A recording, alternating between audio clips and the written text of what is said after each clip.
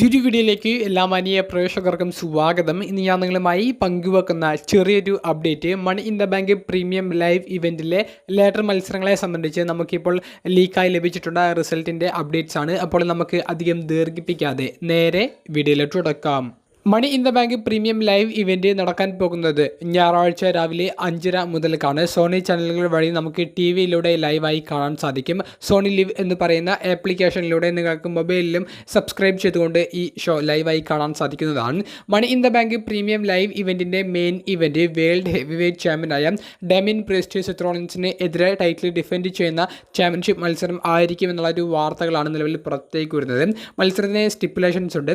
ഡെമിൻ priest title return ചെയ്യുകയാണെങ്കിൽ പ്രീസ്റ്റിൻ്റെ കൈവശം ഈ വേൾഡ് ടൈറ്റിൽ ഇരിക്കുന്ന കാലത്തോളം സെത്തിന് ഇനി ചലഞ്ച് ചെയ്യാൻ സാധിക്കില്ല. ഇനി അഥവാ സെത്ത് വിജയിച്ച് പുതിയ ചാമ്പ്യൻ ആകുകയാണെങ്കിൽ ജഡ്ജ്മെൻറ്റ് ഡേ എന്ന് പറയുന്ന ഫാക്ഷനിൽ നിന്ന് സ്വമേധയാ ഡെമിൻ പ്രീസ്റ്റ് പുറത്തേക്ക് വന്ന് ജഡ്ജ്മെൻറ്റ് ഡേയുടെ മെമ്പർ ആയിരിക്കില്ല എന്നുള്ളതും റോയിൽ വന്ന് പറയണം എന്നുള്ള സ്റ്റിപ്പുലേഷനാണ് ആഡ് ചെയ്തിരിക്കുന്നത്. അപ്പോൾ ഈ മത്സരമായിരിക്കും നമുക്ക് മെയിൻ ഇവൻറ്റിൽ കാണാൻ സാധിക്കുക എന്നുള്ളൊരു അപ്ഡേറ്റ് ആണ് പങ്കുവെക്കാനുള്ളത്. ഇനി ലേറ്റർ മത്സരങ്ങളുടെ റിസൾട്ടിലേക്ക് കടക്കുകയാണെങ്കിൽ 2 ദിവസം മുൻപത്തെ വീഡിയോയിൽ ഞാൻ പറഞ്ഞിരുന്നു വുമൻസ് ലേറ്റർ മത്സരത്തെ സംബന്ധിച്ചും മെൻസ് ലേറ്റർ മത്സരത്തെ സംബന്ധിച്ചും ബെറ്റിംഗ് സൈറ്റുകൾ പുറത്തേക്ക് വിടുന്ന വിജയയെ സംബന്ധിച്ച്. അതിൽ വുമൻസ് ലേറ്റർ മത്സരത്തിലെ വിജയിയിൽ ഇപ്പോൾ യാതൊരുവിധ വ്യത്യാസവും വന്നിട്ടില്ല. ടിഫനി സ്ട്രാറ്റൻ എന്ന സ്മാക്ഡൗണിൽ നിന്നുള്ള യുവതാരമായിരിക്കും ഈ ഒരു വർഷത്തിലെ ഈ money in the bank women's ladder മത്സരത്തിൽ വിജയിക്കാൻ പോകുന്നത് എന്നാണ് നമുക്ക് അറിയാൻ സാധിക്കുന്നത്. എന്നാൽ മെൻസ് ലേറ്റർ മത്സരത്തിൽ വമ്പൻ മാറ്റങ്ങൾ ഇപ്പോൾ വന്നിട്ടുണ്ട്. ഡ്രൂ മാക്കൻഡയറിൻ്റെ പേരാണ് നമുക്ക് ആദ്യം കേൾക്കാൻ സാധിച്ചിരുന്നത് എന്നുണ്ടെങ്കിൽ ഇപ്പോൾ മെയിൻ ഇവൻറ്റ് ജെ ഊസോ വിജയിച്ചേക്കാൻ സാധ്യത ഉണ്ടെന്നുള്ള ഒരു വാർത്തയാണ് നമുക്ക് കേൾക്കാൻ സാധിക്കുന്നത്. അപ്പോൾ മെയിൻ ഇവൻറ്റ് ജെ ഊസോ വിജയിച്ച് അദ്ദേഹത്തിൻ്റെ കരിയറിൽ ആദ്യമായി ബ്രീഫ് കേഴ്സ് എടുക്കുന്നതായിരിക്കും നമുക്ക് കാണാൻ സാധിക്കുക.